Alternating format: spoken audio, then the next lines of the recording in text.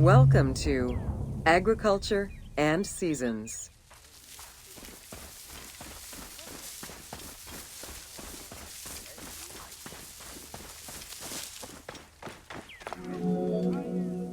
While crops were cultivated in different oases around the desert, most of the arable lands were near the Nile.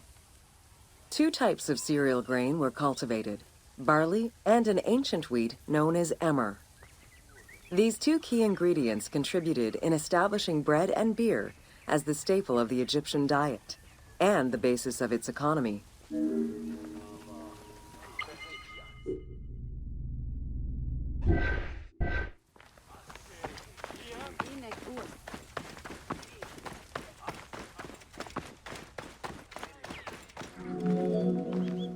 The Ptolemaic era created an agricultural revolution with the introduction of advanced agricultural techniques and new grain types such as rice, durum wheat, and pearl millet. The resulting agricultural mass production greatly increased the economy of ancient Egypt. It also prompted the development of storage and transportation, allowing long-distance trade with other regions.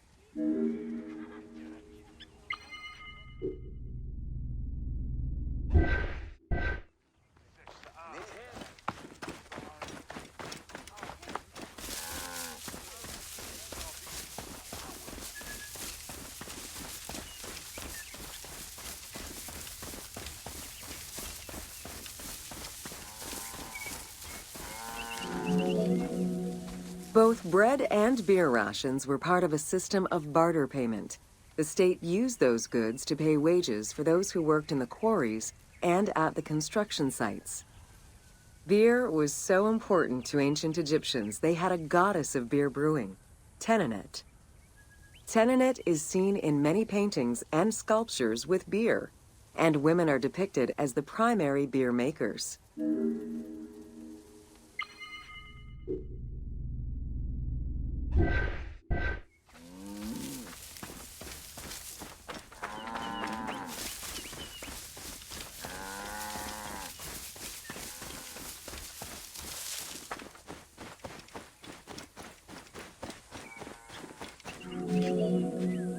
In order to increase agricultural production, fertile land was divided into plots and large agricultural villages were encouraged.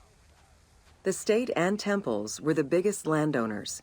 Depending on the region, fertile land was managed by civil servants or rented to individuals.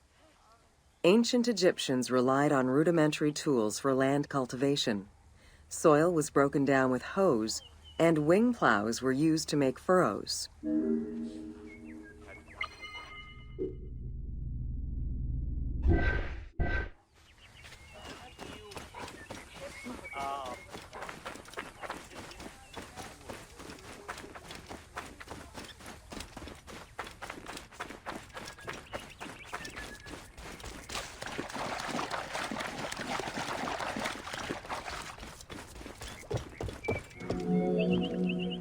The three seasons known as Akhet, Peret, and Shemu corresponded to a specific phase of the agricultural process and the river's natural changes.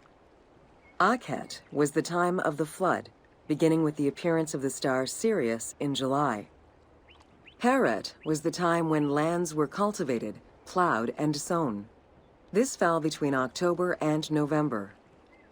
Shemu ran from May to September and was when harvesting and taxation began.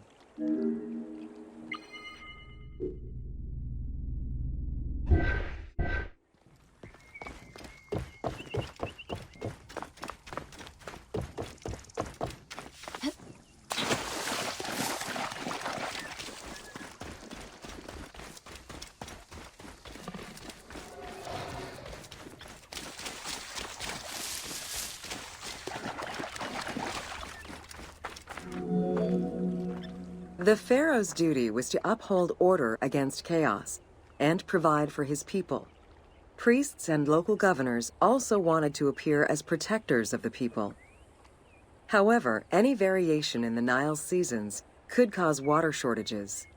This had devastating consequences on wheat and barley crops. The pharaoh, administrators, and priests knew they needed to demonstrate their ability to prevent such a catastrophe from happening. And so they invented the story, which would be inscribed upon the famine stela.